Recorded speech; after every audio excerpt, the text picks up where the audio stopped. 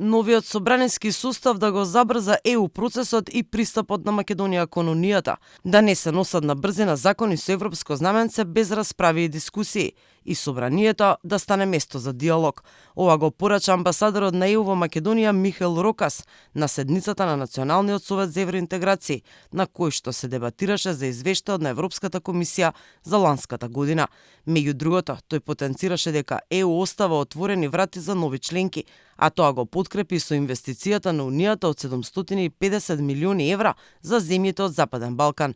Евроамбасадорот потсети дека Македонија треба да ги спроведе препораките од ОПСЕ и Венецијанската комисија во однос на изборниот законник. Новиот собраниски состав треба да ја забрза својата работа и да продолжи со реформите кои што се необходни за процесот на евроинтеграција на државата, вклучително и уставните измени.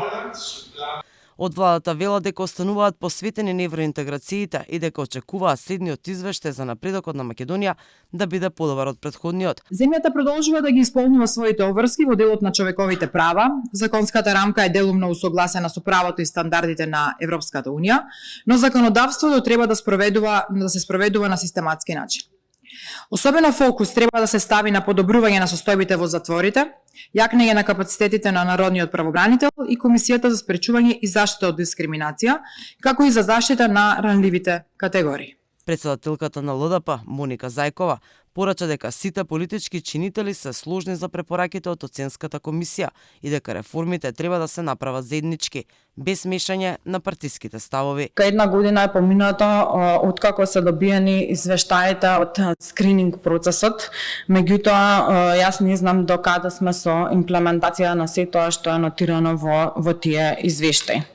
Од тука не е само да ние седиме и анализираме или да се обвинуваме меѓусебно партиски или да бараме кривци, туку сметам дека навистина ни е потребно да направиме еден национален план за имплементација на се она што е нотирано во тие скрининг извештаи.